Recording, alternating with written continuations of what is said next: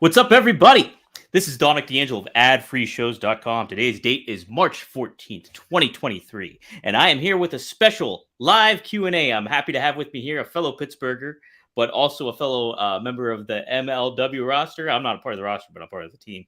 I am happy to have with me here Sam Adonis. Sam, thanks for joining me, man. Oh, thank you for having me, man. I've been doing a lot of these lately, just with being the latest acquisition of MLW, plus all the Spanish press I've been doing lately. It seems like I'm basically married to my telephone at least 3 nights a week. It's good to stay on top of things, and keep the plate spinning and all that stuff. So it's definitely a good thing. It's just one of the stuff. It's like you have your hopes and dreams about becoming a big time main event wrestler when you're a kid, and you don't really know what's involved until you kind of take the long path to get there. And you realize it's a lot more long nights and waiting and just, stress and all that stuff. So it's all part of the game, and I couldn't be happier. Well, you know what? It's kind of neat because you mentioned, I believe it was on the podcast, The Wrestling Epicenter. You were saying how you had like these you had the confidence and everything that you were going to be something. And even when you were 12 or 10. And I couldn't imagine you thinking that you'd be so involved with Lucha Libre and AAA and stuff like that at the time. But was something like that an interest to you starting early on when you caught wind of what like Lucha Libre was and like wrestling down in Mexico? So it was always kind of interesting to me just because I don't ever really remember being introduced to wrestling. It was kind of always just there. It was just around the house. There was magazines, there was toys. It was just something my dad and brother loved when I was born. So I was kind of born into it. And I think my infatuation kind of came.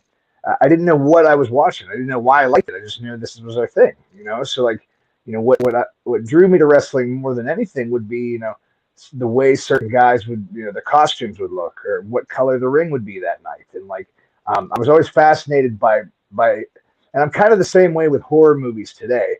I feel like there's always something out there that I haven't seen that's better than my favorite, and it's like this never-ending quest that something else is there. When I came across Lucha Libre in '94, when we watched the AAA pay-per-view When Worlds Collide, that kind of shocked the system and blew my mind. I also remember when WCW had some videos of New Japan, they'd show Collision in Korea, and it was like this, what is this? There's something else out there other than WWF and WCW. Then clearly ECW came around. I got into the tape trading, and it was always kind of just, I was kind of almost the way you could say someone's a beer snob. I was a wrestling snob. I wanted to be into the deepest, darkest, most obscure stuff that no one else knew about. And it's funny because I don't even think it was an ambition. It was just something, my mind, I always just knew I was going to do it. Hindsight being 2020, I think it's, pretty amazing because the shots that I've been able to call have been very specific. Like most kids, a kid that says he wants to be a wrestler, just being able to have one wrestling match once is a pretty big damn deal. I say, oh yeah, I'm going to main event Arena Mexico. Yeah, I'll work for AAA. That's no big deal. I'm going to wrestle back. Yeah, I'm like, yeah. It was just kind of these things that just seemed like nothing to me. And, I think that all comes from the perfect upbringing and the perfect storm of a wrestling family, in a very good, positive household. And I feel blessed that I have the parents that I've had. And just, my dad has done so much for me and my brother. And I think it's kind of what led us here to where we are today. Now, your dad was pretty involved with wrestling, correct? Yes. Now, what was he a fan of growing up as a kid? Was he a Bruno fan, or where did he kind of land? So my dad would have been what you'd probably consider, a smart mark of the 1960s. And this is back when wrestling was regionalized. Everybody used to like the local wrestling program, but the smallest sector of the wrestling fans, wanted to go beyond that. We had Pittsburgh. Pittsburgh, most people don't realize in the 60s, we had basically our own television territory. There was the WWF territory, but Pittsburgh had its own local broadcast, which was Studio Wrestling. I'm sure you know. Mm-hmm. But there's wrestlers here in Pittsburgh that are famous locally that the rest of the country doesn't even know about. Johnny DeFazio and Dominic DeAngelo, huge here. Yeah. But these guys, outside of Pittsburgh, they're not really that big of household names. But my dad was one of the guys that loved wrestling so much, he wanted to find out more about it. So once a month, he'd go buy the wrestling magazines and he'd read about Johnny Valentine and Bobo Brazil and Haystacks Calhoun. And he was kind of, always a step ahead of what was coming to Pittsburgh. So, when I remember him, he always talks about when he got to see Johnny Valentine live. And he said it was like such a big deal because he was reading about this guy for 5 years in a magazine. And some people did. There was a certain amount of people knew that's Johnny Valentine, but your average Pittsburgh fan didn't know that much about wrestling. They were just going there to see Bruno and watch their Saturday Night Wrestling show live. So his involvement and his love is kind of what made it all blossom into what it did for us. And that led to his, through Hulkamania with my brother, and then me being involved. Well, the toy collecting was such a big part of our, weekly routine. We'd go out, wrestling figure hunting as kids, and it really was the family business in a weird way, because I always make the joke. I say my mom knows more wrestlers and more about wrestling than most of the modern wrestlers do, and that's not because she likes wrestling, not because she cares more. It's just it's there. That's great. How you talk about it too, like you doing the toy hunting and stuff like that. That's what me and my brother did too, like growing up. And so that was like a huge aspect of our lives. It's like, okay, what are we gonna find at Walmart? Can you find something in Big Lots even? What's gonna happen? Flea markets were the best. That's why I miss flea markets back before the internet, because you never knew what you were gonna find. And even the salespeople, they had no idea what kind of rare gems they had. You get some 60-year-old lady cleaning out her kid's basement, and next thing you know, you're getting some Ultimate Warrior LJN figure for $8. Now, with the internet and everything, everyone knows what's worth, and you're not going to get something like that for under 120. So it's the good old days, as you say. 100%. We have Coach Rosie in here. He's a Ad Free Show's top guy member. He's got a good question to ask. I was in the house for the AAA show in Phoenix. Your intro video with Mexican soccer team losing was fire. What was it like fighting for AAA in a U.S. city? It was incredible. I've joined the AAA team at a really, really inspiring time. Things have changed so much since post-pandemic, and the whole infrastructure is kind of changing. So it was nice to see that there was actually a AAA date in the USA. It seems over the last 20 years, there's always been, the latest contracts or touring agencies they've worked with. There always seems to be somebody in the pipeline trying to bring AAA to the United States.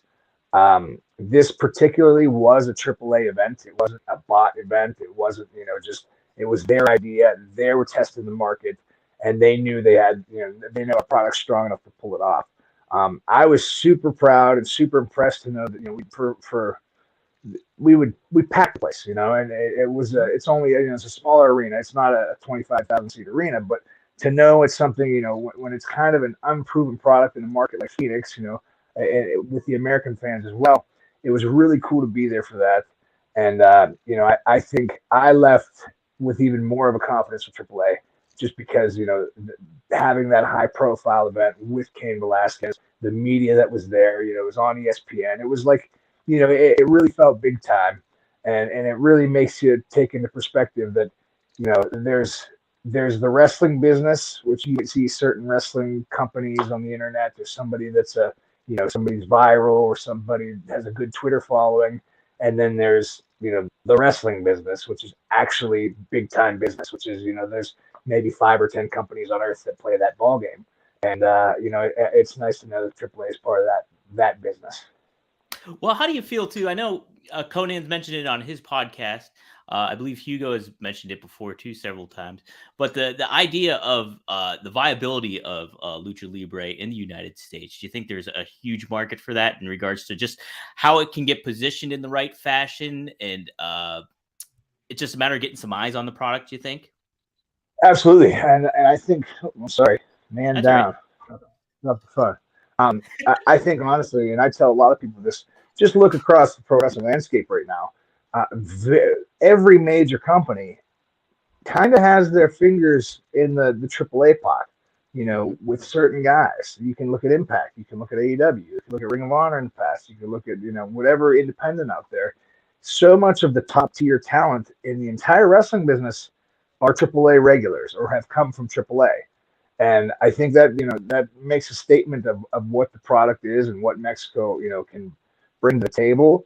I think it's just one of those things right now where there's so many avenues and so many possibilities that it just needs to be honed in and just kind of figure out the best, safest game plan to kind of, go in and minimize costs and maximize profit.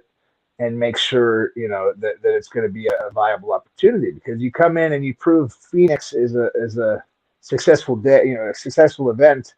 I think that get some wheels rolling. I think that's make you kind of keep thinking forward and seeing where that's going to go. A lot of times in wrestling, everybody wants to take over the world in a night. I call it the ECW mentality. And ECW is 1 in 1 billion. It was great. It was the perfect time and the perfect place. But, they made noise because it was the time and a place and a group of guys, and everything fell into place. Well, since then, every company in professional wrestling comes out and says, we need to be the new ECW. They're already thinking beyond their means. They're already thinking more about reputation and how to get the internet talking, and instead of actual dollars and cents, which is really the only thing that makes sense. Yeah, and I think too, you mentioned it too on this previous podcast, that in MLW you have Charlie Bruzzi from the ECW days filming it, and like even just I was watching the screener for this week's Underground, and like it just popped out even more like when after you mentioned it, how much like as that like the promos backstage in comparison to how it's kind of filmed and stuff in the ring and everything like that. It kind of, and now it having the opportunity to be on reels and everything.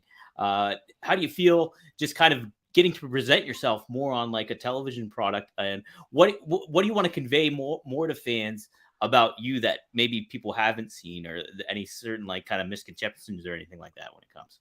So MLW as a whole, I was kind of like, a little bit leery to jump on board with them, just because, I hadn't seen their product in a long time. I've been busy enough, I don't really get to watch weekly pro wrestling shows. But since I've been there, I've been kind of fascinated, because they're kind of, I hate to draw the comparison to ECW, but they're kind of in a position right now where somebody needs to be the bridge to, needs to bridge the gap. And it seems like right now, we're on the verge of I think we might be close to something similar to a wrestling bidding war, when contracts might start inflating again, when people, it's a great position for wrestlers, but there needs to be a place for unsigned talent to show off in a high quality environment that is on TV, that you can have good matches with good talent, and indies are so good right now. There's talent all over the place, but they're spread so thin. How do you choose one over the other? There's 65 world-class independent companies in the USA. MLW is kind of one of those places where it has the right positioning. It's just big enough where everybody can kind of turn their head to see what's happening there, but it's small enough that they don't have to play by the rules of big time wrestling companies yet. So I think we're kind of in that perfect little spot in between Impact, or in between Impact, AEW, and WWE, where when the money is going to start coming around, I think people are going to be fighting for the MLW spots. I think personally, I've spent too much time traveling around. I've had 15 years, and I've had I couldn't be more proud of my career. I've done so much. I've worked with everyone. I'm friends with everybody. But I'm under the old school Bruiser Brody mentality, where if you leave on top, you get out while you're hot. Just kind of go. And I think in the modern wrestling climate, I think you have to put 2 or 3 years into each major company. You have to get over on the independents and be an internet wrestler, or do whatever you can to get your social media hot out of it. I've always been the type of guy to come in and be an entertainer. Make sure that damn well that when he's on your TV, he's going to bring something to the show that nobody else does. But when you're doing independence across the country, and you're working at a decent pace and at a decent rate, it's not easy for every company to bring you in 8 times a year. Mm-hmm. So I've almost spread myself too thin. I think it's nice now to know that MLW can give me that opportunity to be seen every week. And I think it's kind of already started happening just in the time I've been there.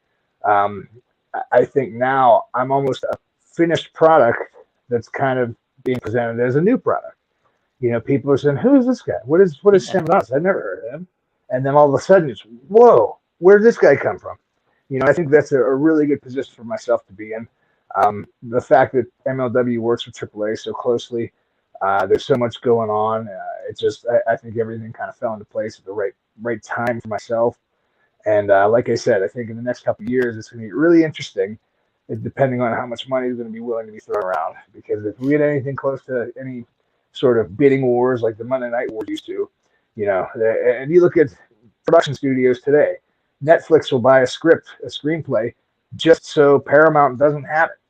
Right. And Yeah. if that's where wrestling's heading, then this is where I want to be right now. So You're in the sweet spot.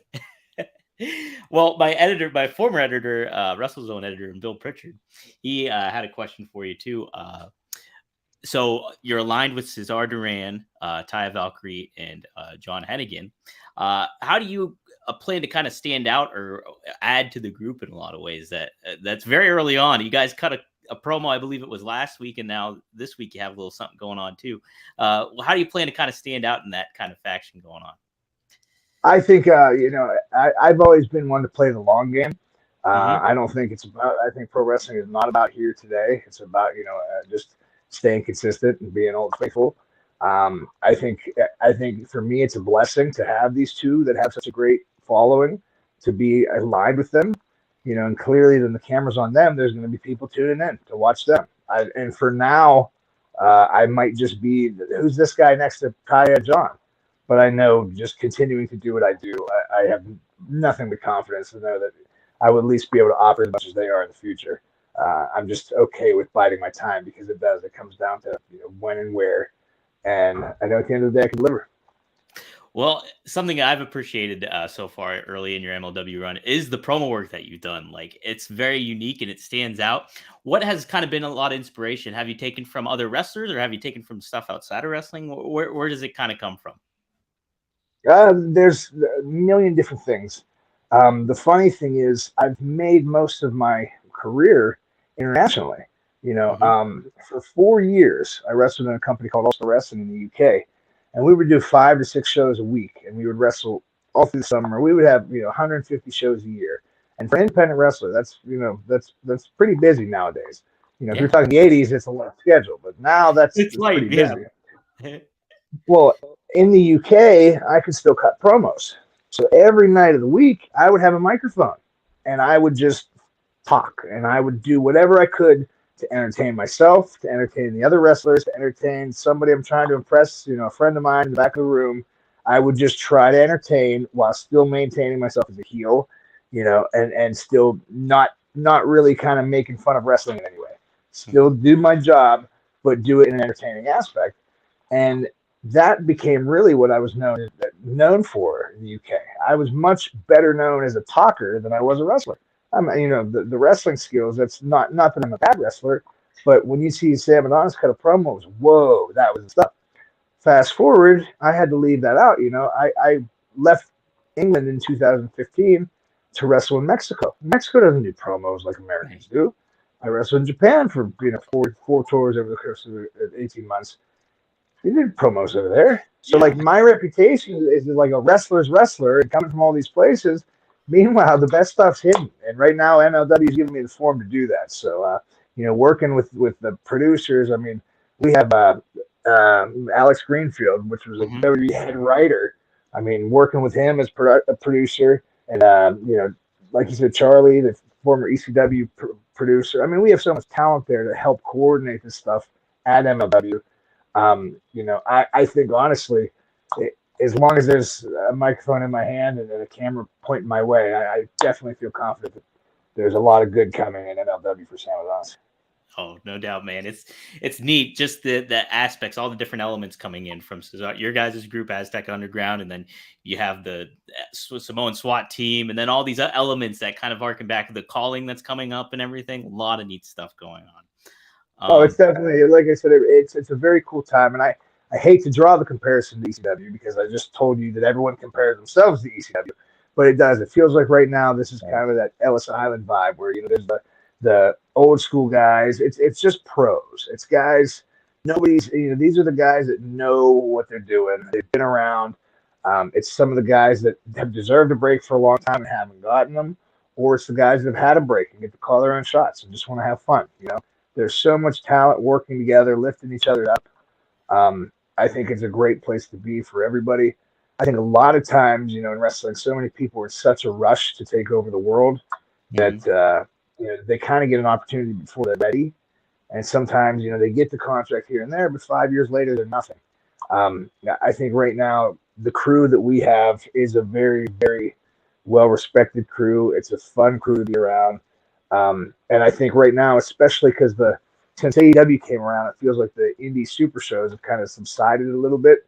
I feel like every time in an MLW show, it does feel like an indie super show. Everybody there is whoa, he's here too. Oh, wow. So it's definitely got a fun, exciting vibe. Yeah, and it's cool because if you go back and watch the older MLW undergrounds back in like 2002 or 2003, it had that like mixture of ECW talent, but then you had like newer guys coming in like Sanjay Dutt and trying to think who else was there. Outside, low key. Yeah, exactly. So low key, that's a perfect one. Even Davey Boy Smith Jr. back in the day, and then Tyson Kidd. It's crazy. I had this talk with Court the other day in MSL. I think as far as guys my age, I might be one of the only 33-year-old in wrestling that actually watched the original MLW. So much of the new wrestling the wrestlers now come from a different walk of life. They might not have got into wrestling until 99, 2000. And in 2001, you're probably not going straight from WWE Attitude Era to Saturday nights at midnight on the Sunshine Rest to watch Steve Corino against Terry Funk. Right. I was in that game, so it's really cool. Honestly, I remember thinking when MLW came out, I thought they had the coolest belt in wrestling. I remember it was a show where Shane Douglas threw down the belt at ECW Arena, and I was like, damn, that's one of the coolest belts I've ever seen. So for whatever reason, I was waving the MLW banner back then. I was saying, hey, guys, you got to watch this MLW. This is cool. This is kind of where it kind of freaks me out a little bit because I almost watched that out of the back of my head. Like I never in a million years thought that I would be working for MLW.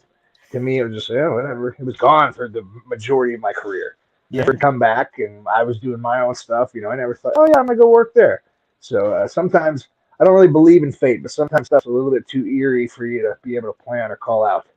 I know, kind of the full circle vibe going on there. Exactly. So you kind of mentioned it here.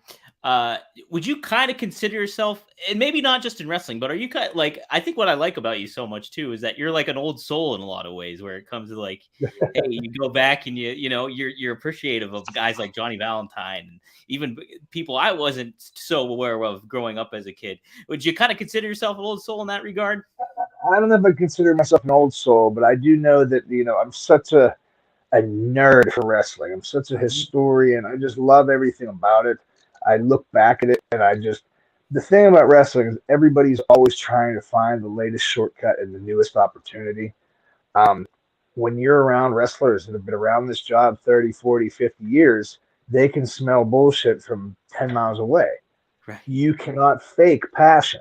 You cannot go up to a certain main event guy and try to convince him that you're the one, you're the passionate one, you're the one that cares the most, and you've worked harder for it. You can't convince them if it's not true. I've been able to get a lot of opportunities and a lot of people looking out for me because I can bring up the most obscure detail from some match that the guy that I'm talking to forgot about. And he's going to say, how the hell does this 25-year-old white kid from Pittsburgh, a city that has no Spanish-speaking TV, know more about CMLL in 1992 than the entire CMLL roster? And that's how you get some of the bosses really on your side and people say, you know what, there's something about this guy. So I've definitely put a lot of work in. It's taken me a long time to get where I've got, but just I think at the end of the day, I love wrestling more than anybody, and there's probably about 10 or 15 guys that I can call out and talk, and that's generous. 10 or 15 people that I know that can talk about like history and dates and cities and stuff like that, and most of them aren't even wrestlers. So it's I think that kind of passion and just I call it nerdiness, so it doesn't come off as too self-righteous, but caring that much has helped a lot, and I think it's definitely going to be one of the major assets in my career continuing to go forward. All right, here's a hypothetical for you. If you were on a Pro Wrestling Jeopardy, it was you as a contestant, and you had to pick your two other rivals on the show, but they have to be on the level of you do as far as wrestling knowledge goes. What two would you pick? It could be somebody that's like, it could be a wrestler, but it could be somebody that's not a wrestler that's in the business still. Whew. So the one, and I'm sure you've seen him on Twitter. He has a YouTube channel, is out the backside, and he would beat me on Jeopardy. But he's my right hand man. And anytime I need to know anything about anything, it would be Roy Lucier. Okay, yep, I know who he is. Roy Lucier has, and he. I mean, I think I'm nerdy and passionate, but this guy has me to a whole new level. I can have him. I can say, "Hey, Roy, who was booking in Puerto Rico in 1976 during this show?" And he'll say, "I don't know, but I'll find out." And within 30 minutes, he will have three variations of an answer, and in 40 minutes, he'll have the correct one. So it's incredible. He knows who to ask. I think that's kind of what I do a lot of times. If I don't know something, I know who would know, and if they don't know, it all trickles down the line. And the other one would probably be Fumi Saito from Japan. Oh, okay. And the best people, the best way to describe Fumi would be probably the Japanese Dave Meltzer. For those that do know him, that would probably be an accurate assumption. For those that don't know him, that kind of explains it. Fumi's a lot more, I can't say out of touch with modern wrestling, but he's not. Fumi's kind of a little bit different than Meltzer is. I think Dave Meltzer has a bigger brand and following, and he has to keep going. Fumi kind of put his work in, and his glory days of. He's more of a journalist now, or not a journalist, an author. He's a historian. He doesn't have a website where he's constantly, reviewing wrestling. So those two, I mean, they're about as knowledgeable of two people that I know. But that's the point, as far as wrestlers go, guys that I, share the ring with, Shima Zion is pretty, Hurricane Wild is pretty intelligent about that. Let me think who else. But see, there's weird things because there's guys I have in each country for each thing. There's in Mexico, Mr. Iguana. He's one of the guys that knows a ton about a ton. Certain guys that I probably shouldn't name, but there's other ones that they know that generation and that crew better than anybody. But if I ask them about All Japan in 1983, they might not know. Yeah. So you just got to keep your mind open and try to figure out as much as you can from anyone. I always use the analogy: if you want to be a brain surgeon, you still need to know the anatomy of the foot. Right. That's all relevant. That's a good point. Coach has another question here. What do you think of guys like Jeff Jarrett or other famous Americans bring to Lucha? What do they contribute to the Lucha identity and kind of, what it brings more to the product? I have just gotten to know Jeff in the last 2 years, and I idolize the man. I think the world of Jeff Jarrett. I think he's one of the smartest men I've ever come across. I admire his passion. You can't fake that. The guy's smart. He knows how to get what he wants. He knows how to stay relevant. I just cannot speak enough good about him. And on top of that, he's one of the nicest guys you ever meet. But I feel different. I don't think you get this answer from many other people. I think most American wrestling fans look at Lucha from a distorted view. They look at Lucha from what their perspective of Lucha is. And that's Rey Mysterio, and that's Eddie Guerrero, and that's the 1995, 96 AAA crew. That's the idea. And they think Lucha is this. And that's true to a certain extent.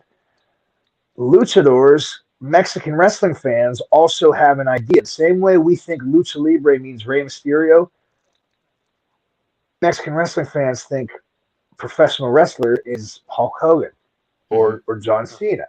And they think the loudmouth, charismatic, punch kick guy, that is American wrestling. So the essence of having a good babyface and heel or Rudo Technico fight, it all generally comes down to USA versus Mexico. And that Mexican pride, Jeff did such a great job. I think I'm almost kind of his predecessor in a way at filling that role because you just come down there and you be the American heel that you've always thought to be. Even before I worked in AAA at CMLL, I was basically a Memphis style heel, a company that never had a Memphis style heel.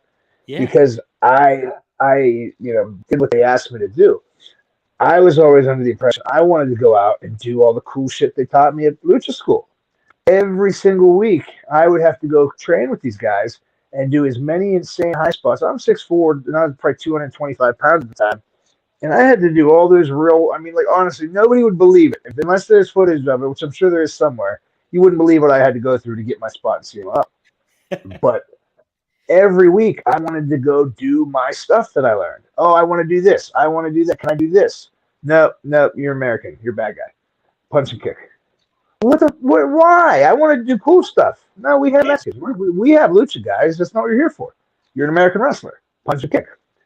So every single week, I'd have my match on a Friday night, and then I would hear the internet come on my Twitter and say, why is Sam Adonis here? Oh my God, he sucks. He's an American wrestler. Let's book this guy.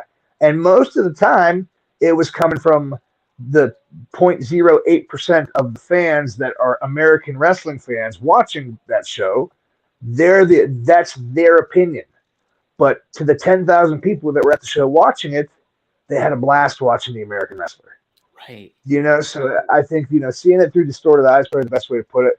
A lot of people to this day, they want to watch a AAA pay-per-view, and they want it to be Rey Mysterio against Juventud Guerrero from 1996 for 9 matches. And they're definitely going to give you one of those matches like that, and it's going to be better than that was, 20 years ago. But at the end of the day, the stuff in Mexico, the stuff that the Mexican fans like, might not be the same idea of Mexican lucha libre as what the American Nitro fans like. So that's why, there's a lot more brawling and violence and punching and kicks and tables. And, it's chaos. That's the best way to put it. But I think a lot of American wrestling fans don't quite see it that way because they're set in their ways. Yeah, and it's like how it's presented too. It's like almost certain lucha libre and aspects of it, like a lot of the American fans just don't understand. It's because it is different. It's like there's a certain like fantastical to it almost in a lot of ways, and certain things that it's kind of little not as mainstream American mainstream as it would be that people are aware of as well too. So it's just like that anyway. I think I've had a lot of success in my career because I am a tall, blonde, loud American. And, going around the country, going around the world, I think people have that general stereotype that we're just obnoxious, loud Americans. That's a stereotype wherever you go because the TV paints it that way. That's just a stereotype. That might be right in some cases, it's wrong in others, but it's a stereotype. And I've leaned into that. And I think that's kind of why I've had my success, in other countries, just because it's I've been able to represent American pro wrestling in a way. And I think, like I said, they have their ideas. Their wrestlers are this way. Well, the Americans are that. The Americans are Hulk Hogan. The Americans are this guy or that guy. Big, loud, crazy, obnoxious. And I think doing that kind of gives an authenticity to them, which has luckily kept me in work for the better part of 15 years. Well, that's great, man. I can't let you go without asking about WrestleRex that's coming down March 23rd here in Pittsburgh. Help me out. What's the venue out? It's down in the south side. It's in the south side. It's on Carson Street, the south side of Pittsburgh, called Enclave. Anybody who is from Pittsburgh knows Pittsburgh. It was the former Rex Theater. Yeah. We actually had wrestling events there prior to the pandemic, and it was called WrestleRex. So it was named after the Rex Theater. And then due to the pandemic and the wonderful staff at Gray Area Entertainment, they ended up going out of business because he ended up paying all of his staff with every fund and every dime he had in his bank account, which is like the saddest, most heartbreaking thing ever because the guy literally put himself out of business and can't, run a business anymore because he'd rather pay his people than let the business go on, which is Ben Pennegar was his name, a great dude. But we ended up losing it for a while. We lost the contract with the building. And for all I knew, WrestleRex was over. And since then, we ended up having one last June as a big comeback show. The new venue's all on board. Honestly, the thing is, I've always been I think there's a lot of general problems with American indie wrestling. I think, I hear the term indie wrestling and it kind of makes me cringe because indie wrestling kind of, there's something in your mind for that. What I always want to make sure that it's cool. I want people to come to the show and not feel like it's a $20 wrestling show. I want people to say, holy cow, that was amazing. We still use a lot of the local talent here from the tri-state area, but I brought in a lot of luchadors to the show. And I can tell you what, I will hold the production at WrestleRex against any other independent wrestling company in the country.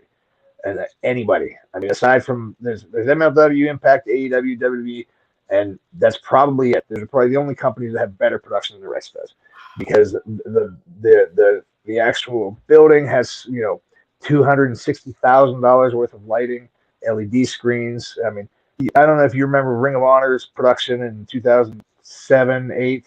It's better than that.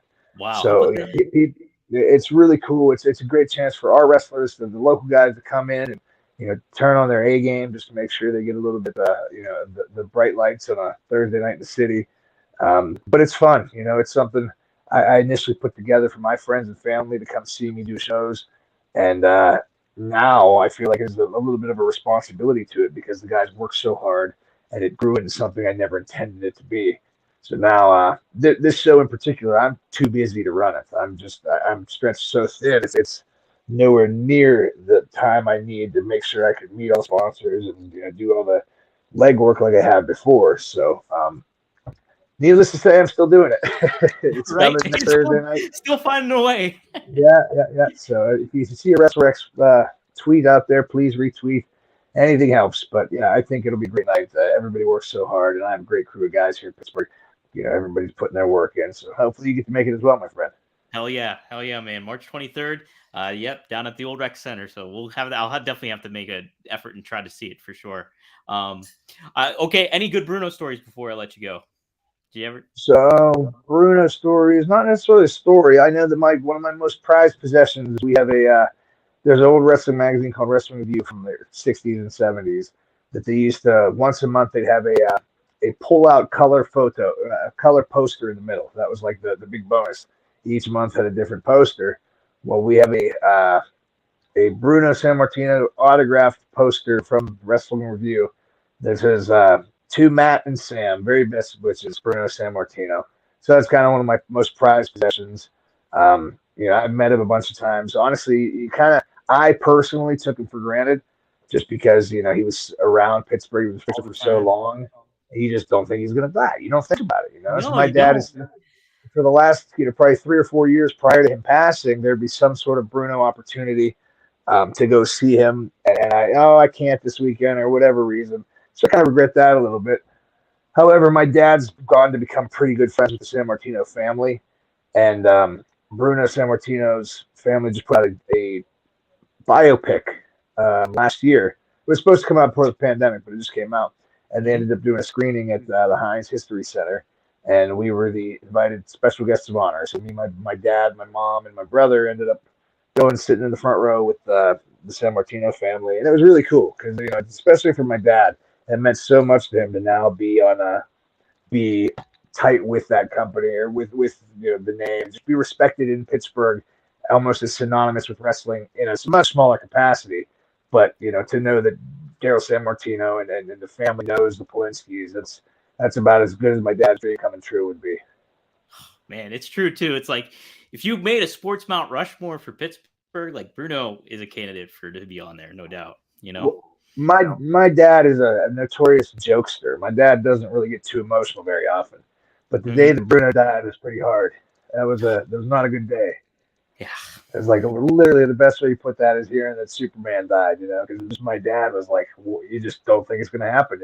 No, you don't. The breath was literally taken out of me when I heard it that day. Yep. Heartbreaking. Well, man, anything else you want to plug before we go? No, sir. Please, everybody, just watch AAA as much as you can. I will say AAA, the TV is up to date, up to a week. So last week's TV. No, let's figure this out. The TV is 1 week late on their YouTube channel. So every Saturday night at 10 p.m., you can get last week's TV on YouTube. So subscribe to Lucha Libre AAA on YouTube. You can see the latest TV show. And then this coming Sunday, the 19th, we have the Lucha World Cup in Guadalajara live on Fight TV, 6 p.m. Eastern time. And just keep supporting your companies, keep supporting your guys. Check me out on MLW at AAA, and I hope to see as many of you as can possible. Heck yeah, guys. All right. Cool ad-free show members. Thanks for joining in. Sam, thanks for joining me. And we'll see you next time here on adfreeshow.com.